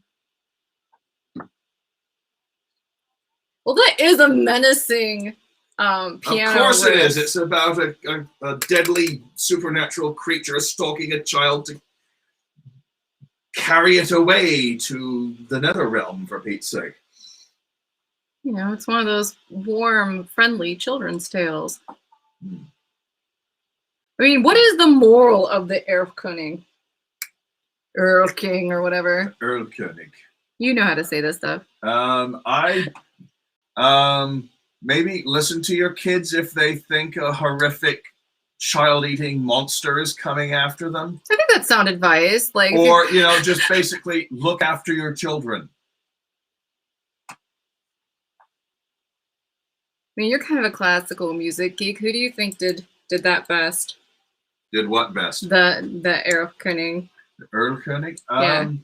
I couldn't say. I've heard a lot of versions over the years, but it's like not one of my absolute favorite pieces. So are any of you guys into classical music? Because like, is anybody else saying anything about classical music? Not so much about classical music. Yeah, I don't know if we're like boring people with this, but yeah, we both really like classical music. I went a little bit too high up on there. That's all right. Mistakes happen. I'll fix it. Maybe we'll just make it all look messy. I was too busy. I like Johannes Kaufmann, by the way. Like, if any of you are not into classical music, I highly recommend checking out Johannes Kaufmann because he's like a Wagnerian tenor, I want to say. But his voice is beautiful and he is very attractive. Bryn Terfel ain't bad as a singer. No, he's an amazing singer, but he is not as hot as Johannes Kaufmann. I can't speak for that. I can recognize talent, but, you know. Oh, here's one for us. Facebook user. I've always been a little more to love, big bones and all, but no PCOS. I started a new med from my doctor in December that has worked well for me so far. I think that's Qsimia or something. Oh, I've tried Qsimia. Yeah, that stuff does work. Of course, not covered by insurance. They'll pay for the impact of obesity, but not for the treatment. They're coming up with increasingly weird medicine-sounding names. Like, I think they're just randomly stringing letters together. Like everything seems to end in milubab these days. It's like, be sure to use xylocastron, a form of befremuffabalabab. Oh yes, Claire de Lune, says Becca. That's a good one. I like that. Kathleen says, I took a classical music class in college. Love the music, but it can make me sleepy sometimes. Tried to stay awake. Well, sometimes, yeah, you get that. Depends on what it is, really. Yeah. I mean, sometimes it gets really slow and quiet, like the leader and so forth. And oh boy, those can get. Listen to some Beethoven. That'll wake you up. Oh goodness. As a singer, Oh, Freund. Sorry. I have so many mixed feelings about Beethoven because I love his compositions, but as a singer, I was about to say, like, I'm not a huge fan of singing in the chorus of any of Beethoven's works because he basically writes it all like it's piano music, playing block chords, and like the sopranos are up in the rafters, the basses are down in the basement. Everybody else holds their positions and sings F fortissimo, mo. It's a bit daunting. So I've got a lot of brown going on. I do want to put some of this pink on. I'm going to use the lightest pink, and I think I'm going to use my finger and just kind of put that in here. I did try to blend the crap out of this so that way it would be really soft. We'll see how it actually looks when all the pink is on here. Oh, this is fantastic. What is? Aaron says, I tried to play 4 Seasons for my son, but he's 4 and demands rock and roll. He air guitars to Are You Gonna Be My Girl by Jet. Oh, that's a good song. And air guitar, that makes me think of, we're talking to our personal trainer earlier about air guitar. And Brian May of Queen got his doctorate in astrophysics. Yes. And he's very good friends with men who used to be the premier astronomer in Britain, Sir Patrick Moore. And this fuddy-duddy old egg-shaped white guy who still wears a monocle. He actually wears a monocle by choice. That's pretty magical right there. And generally talks like, what are we going to say? A Jane Eyre character. He became great friends with Brian May, and they did a CD compilation of air guitar greatest hits for people. This is real. This is a real thing that happened. This is a real thing that happened. And they got Brian May and the other surviving members of Queen in on this, playing old men in a retirement home, complaining about Sir Patrick Moore, who looks like Humpty Dumpty on a bad hair day, rocking out and playing air guitar, this 80-year-old astronomer rocking out to air guitar, and Brian May bursting in and telling him to turn it down. It's fantastic. That sounds fun. Oh, you can I actually think you showed me this commercial. Yeah, you can find a clip on YouTube. It's fantastic. Okay, so just to explain what I did while he was talking, I just took a little bit of this white color and put it there, and we're going to leave it at that because we don't want to go too over the top with any of this stuff. So I'm going to put that back for now. Hopefully that is blended enough, because we're about to go in with a little bit more powder. Oh my goodness, so much powder. Becca says, I'd love to see you guys sing a song together. Well, I'll say this, Becca. I'm banned from singing by the Geneva Convention under the cruel and unusual punishment clause. No, you are so much better than you give yourself credit for. Like, oh, I can sing a couple things, but that's just it. I can sing a couple things. I think you have a lovely voice. Oh, I think I have a lovely voice. It's just not a good singing voice. I have a golden, mellow, caramel voice, but not for singing, no. All right, I'm going to put a little bit more of this Gokendo powder on. Probably going to use the exact same brush I was using to kind of buff most of this stuff out a little bit, the Detail Pro. Now this has kind of like a pink tint to it. Epic dust coming off of this. You can probably see the dust cloud. So maybe use less pressure than I did. But it doesn't necessarily have glitter in it, but it certainly has reflective properties to it because I'm using it in lieu of a highlighter. Don't worry, this is not what the final thing is going to look like. It's very shiny. Gonna put maybe a little bit of hair. I like doing that a little bit more than using highlighter there. It's a little bit softer. Okay. Now I'm going to break out the lip stuff. What? I'm going to apply some mascara, obviously, but I'm also going to put on this. This is one of my favorite lip pencils. This is a Sex Machine from NARS, and it's a really cool toned kind of like rosewood color.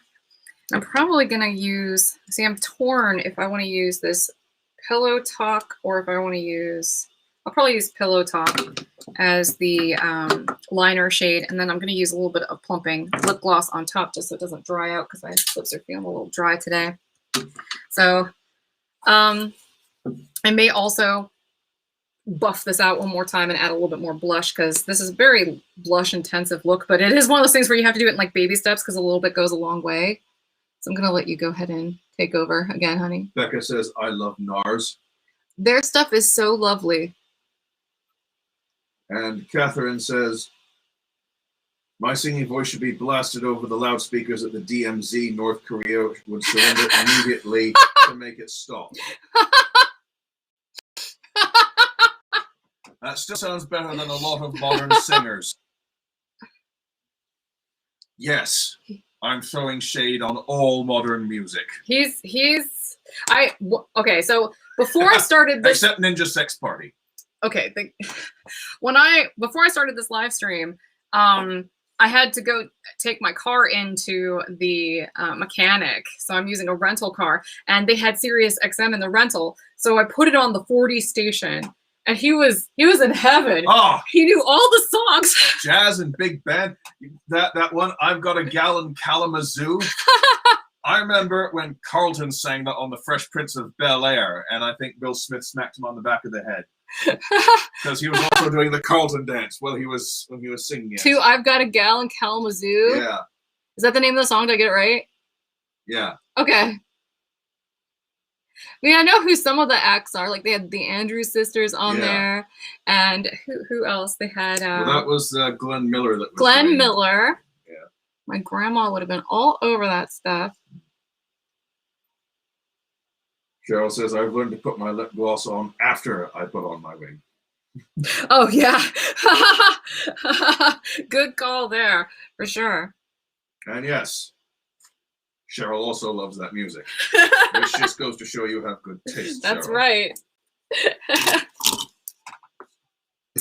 All right. I feel good. We got through some really awkward stuff in this conversation, and yet we're still having fun. We even got trolled a little bit, and we're still hanging in there. You guys are still talking to us. Thank you for being such good sports, by the way, while we get a feel for all of this.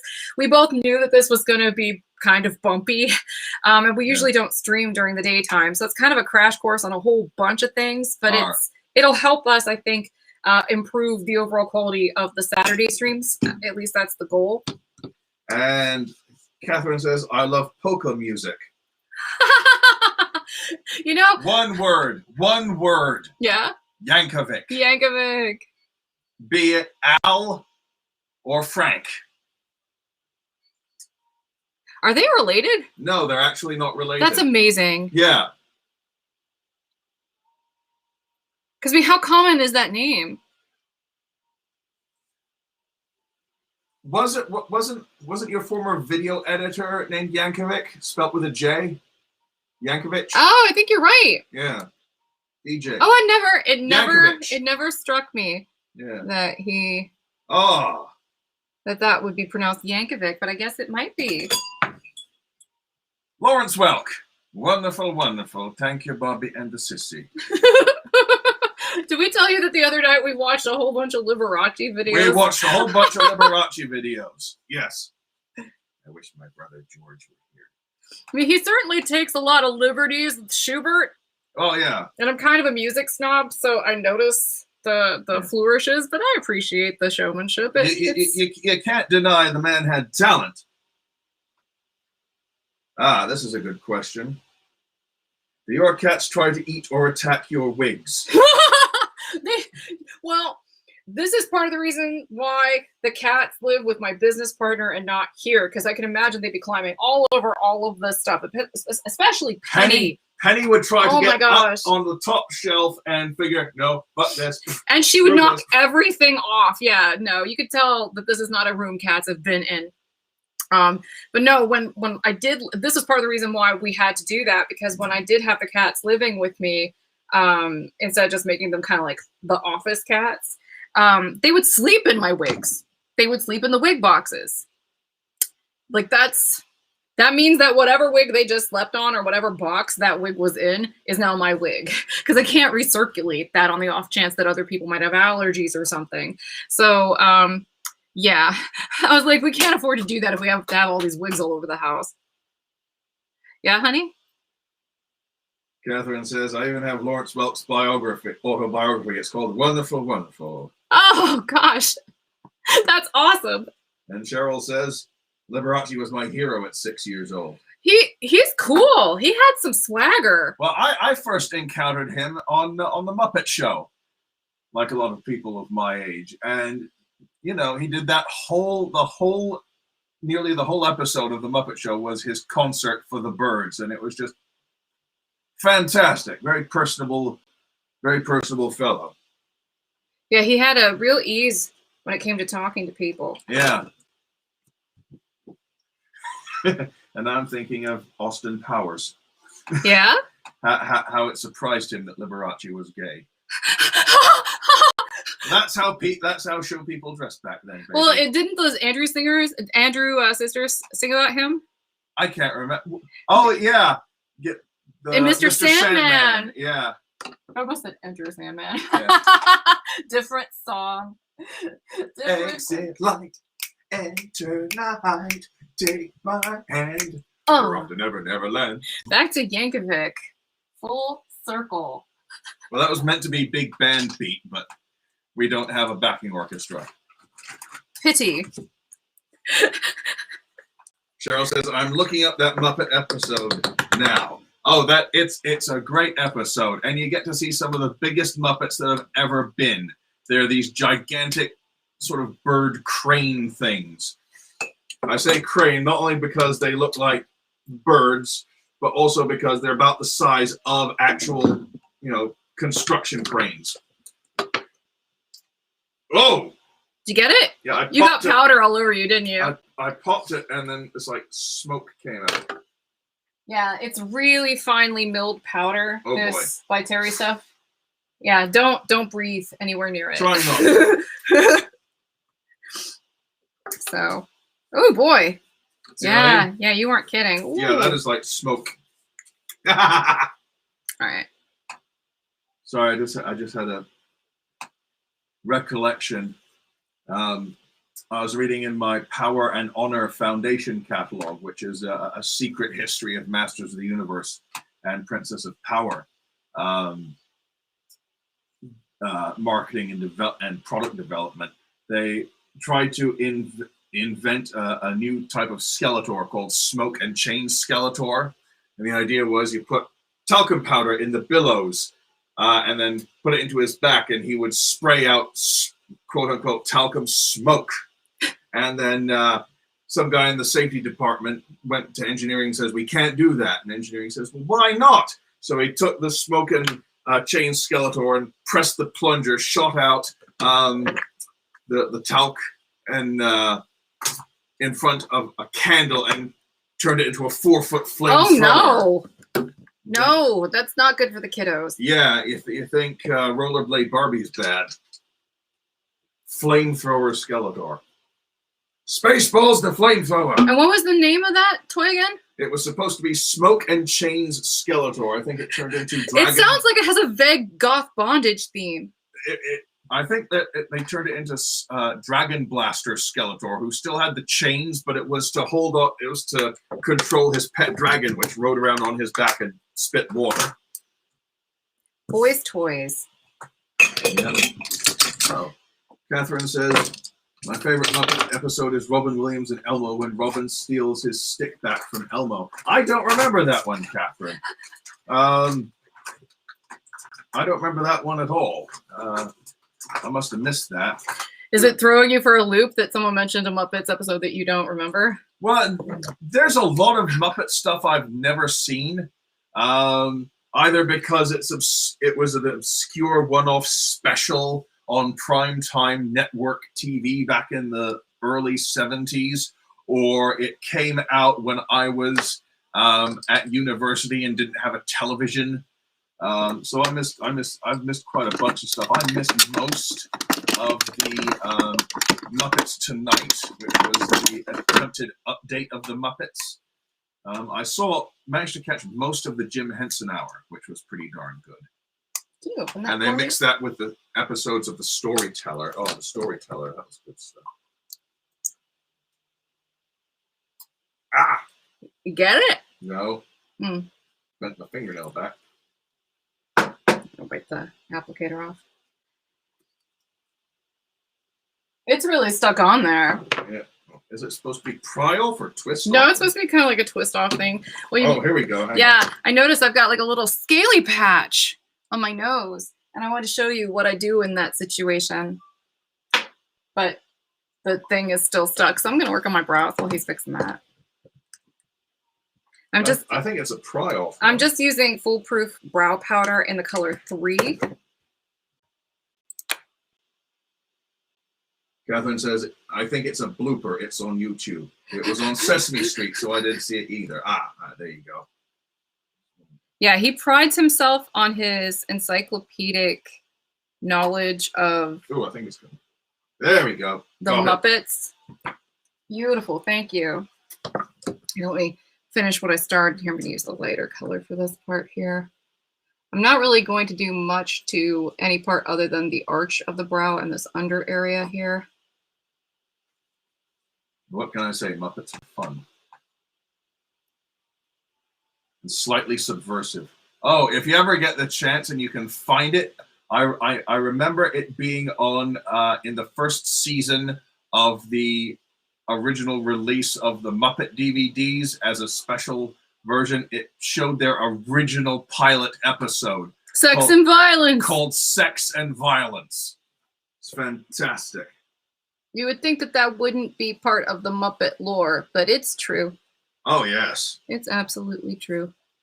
The Muppets, Sex and Violence. It gets weird. Like, you see things you've never expected. Like, the first time you see the Swedish chef, he's got Chinese subtitles. Like inexplicable. Yes. Chinese subtitles. Yes, it's just an absolute hoot. And instead of Kermit the Frog, who only shows up as like a guest spot from Sesame Street, the guy who's running the whole show is the orchestra conductor Muppet. And? Who is also named Nigel. Yeah. I think that's important information. I was getting to that. I destroyed your story. I'm sorry. That's okay. Captain Spoiler. Catherine said, I never got to watch anything like that as a kid, so I get things like Muppets and Sesame Street characters mixed up sometimes. Sorry. That's okay. It's all the same company making the same puppets, and there was a lot of crossover. Like there was a Fozzie Bear Christmas where not only did all the Sesame Street people show up as well, but so did all the Fraggle characters. That was great. Yeah. Almost done. So almost done. Oh my goodness. Almost done. Sex and violence per duck, duck, duck, duck, go, go. I think you'll have to elucidate on that there, Cheryl. I'm going to use a little bit of Dr. Feelgood. It is a balm. Silky Smooth Miracle Worker. This all-in-one skin perfecting balm with vitamins C and E. Helps mattify, prime, and moisturize the look of fine lines. To use, pat and smooth under or over makeup with accompanying sponge, or simply wear it alone. So, this is the stuff I generally put on any parts of my makeup that don't want to behave. Like, let's say have really scaly, dry skin in this area up here. Maybe I might need to use a different kind of approach. Well, this kind of helps me get control over that again.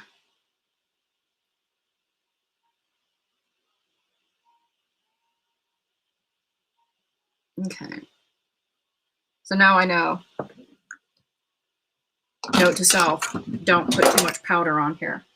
So I think what I want to do is go over that particular section with a different kind of product that won't get caught up in those things and won't have the issue with the powder. So I'm basically going to go over it with a little bit of the IT Cosmetics CC Color Correcting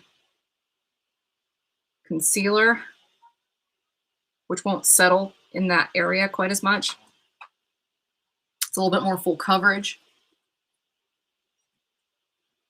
And so that way you don't really see so much of that, the flaky, scaly stuff. Like the struggle with that too is kind of never ending. Because I've noticed that my skin gets more fragile as I age, but yet it still has all the same problems too.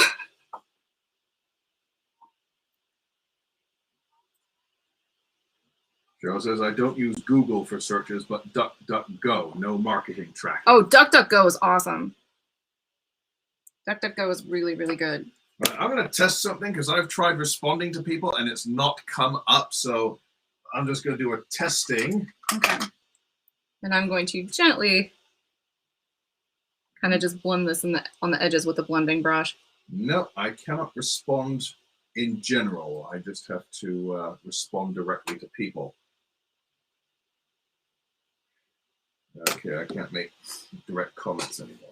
Okay, right, well, we're nearing the tail stretch, the home stretch, the tail end.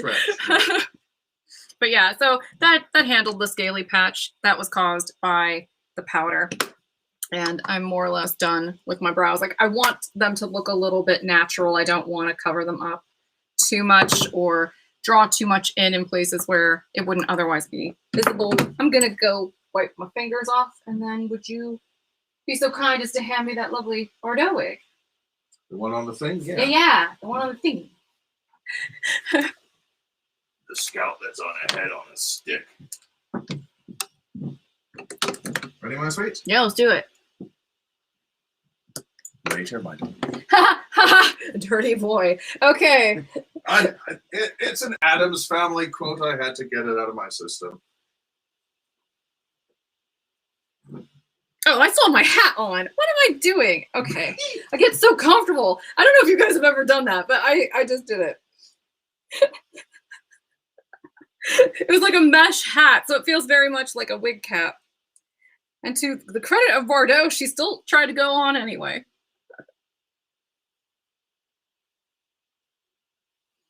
All right, let me comb her out.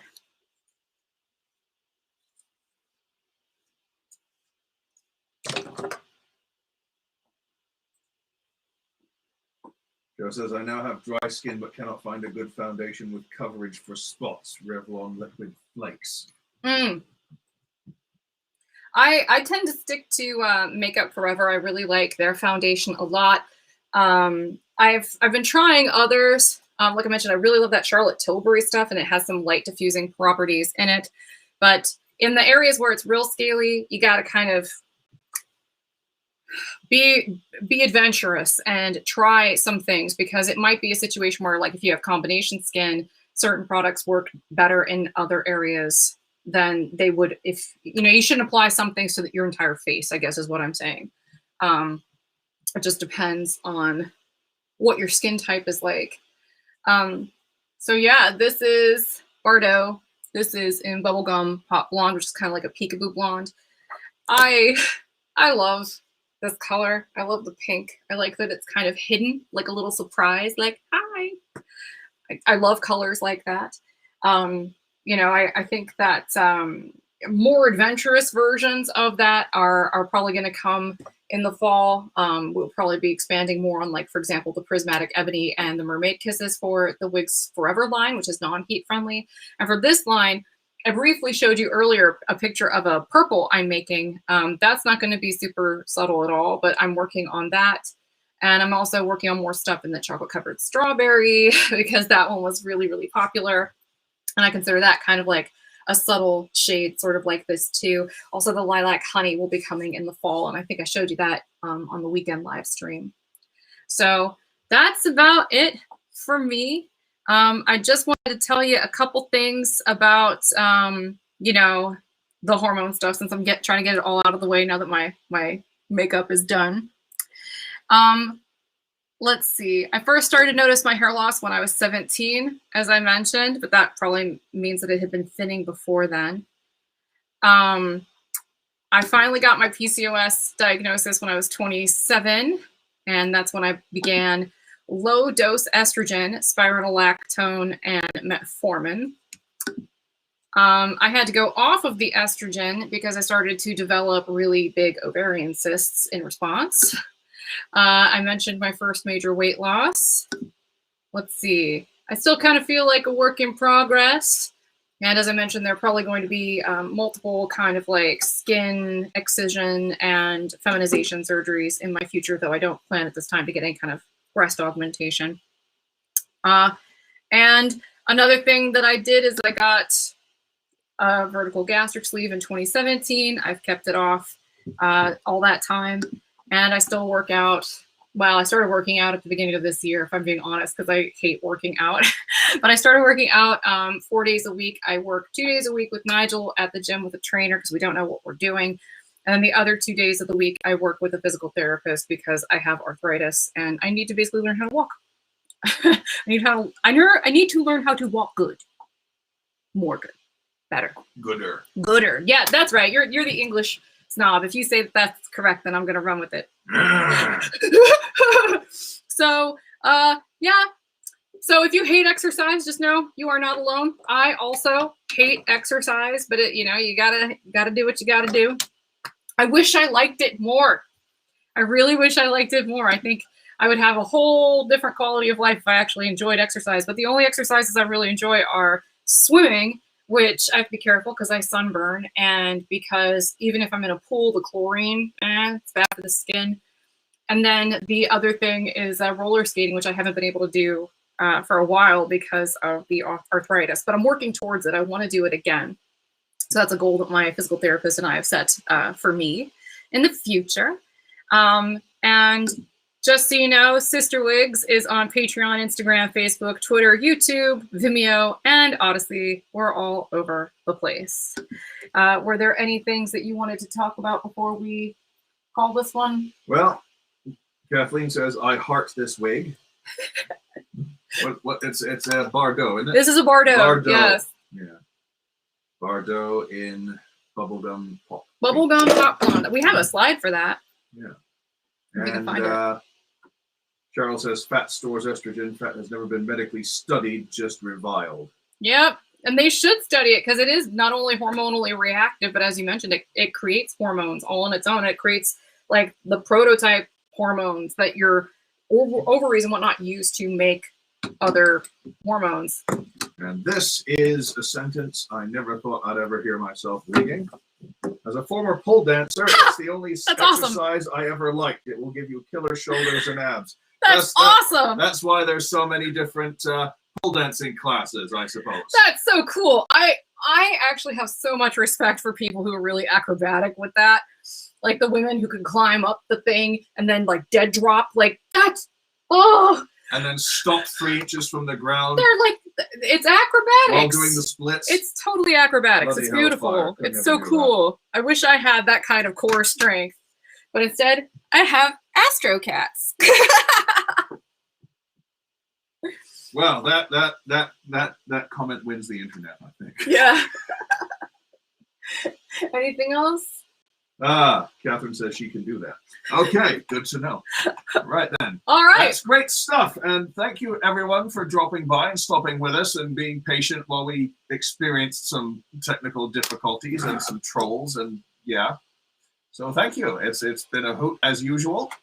Yes, thank you. Well, we tried to figure that out, and our stunned silence and all the stuff that went along with it, we are happy that we were able to finally figure it out.